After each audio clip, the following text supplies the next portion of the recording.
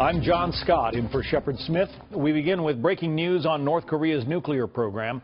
The Washington Post reports dictator Kim Jong-un and his regime have successfully developed a miniaturized nuclear warhead that can fit inside its missiles. The Post, citing a confidential assessment from U.S. intelligence officials, they say it shows North Korea has crossed, quote, a key threshold on the path to becoming a full-fledged nuclear power. It's not just U.S. officials saying this. Japan's defense ministry also reports it's possible North Korea has made mini nuclear weapons. Japanese officials say it would mean North Korea's nuclear program has entered, quote, a new stage. Let's bring in Peter Finn, national security editor for the Washington Post. Peter, a lot of observers say that Kim Jong-un has been acting more belligerent of late. Maybe the fact that he has apparently succeeded in mating miniaturized nuclear weapon to a missile is part of the reason why? Yeah, I think he's becoming more confident about his capabilities, both his ability to launch an intercontinental ballistic missile, and now, as we're reporting, that they have a miniaturized nuclear weapon that they can mount on a missile. So those are two very significant developments, and they've come at a much faster pace than I think most people anticipated. So that may account for some of his confidence. You had three reporters on this story. I know you were the editor. When you read what they came up with from the Defense Intelligence Agency, I mean, was it one of those smack your head kind of moments and say, holy cow, this is a game changer? Yeah, I mean, it's a startling, ominous development. And I think it reduces the time frame for the leadership of the United States, Japan, South Korea, Russia, and China to deal with this. They may have thought they had more time to move towards some multilateral talks, other things, but it seems like we're working at a much faster pace here than perhaps we had thought. Well, the UN just passed a $1 billion sanction program against the North. Is anyone thinking that's going to be enough to prevent them from, mating these missiles to the miniaturized weapons? North Korea has survived sanctions time and again. These sanctions are a significant diplomatic achievement. Whether they will bring them to the table is debatable.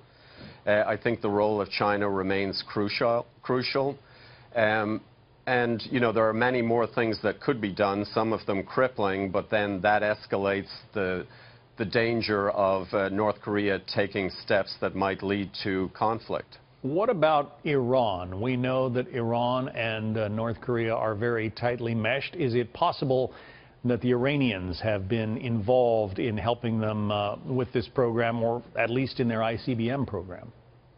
I'm unaware of that. I mean, they have clearly developed some indigenous ability to build missiles and to mount weapons on them now.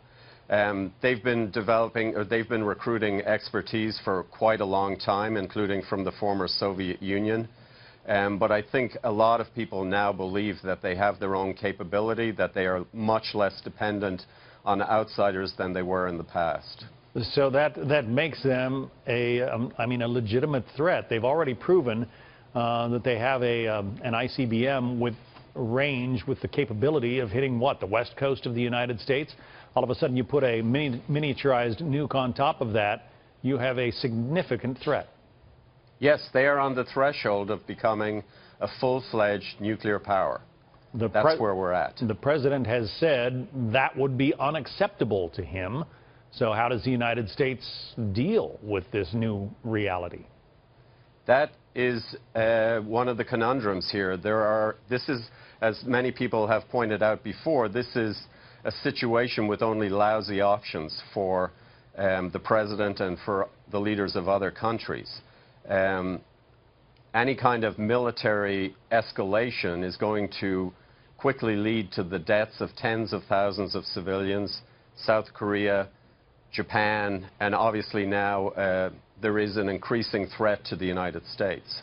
There are disagreements, as your Washington Post article points out, as to exactly how many weapons or warheads the North possesses. I suppose at this point, if they've managed to shrink them down, the number is almost not a critical component of this. I mean, if the United States does have a credible missile shield, you can shoot down a few of them, but it only takes one getting through. Right. I mean, I think the bottom line here is most people would argue that one is too many. Yeah, I think we all would. Peter Finn, the editor at the Washington Post, who handled this groundbreaking story. Peter, thanks for being with us today. My pleasure.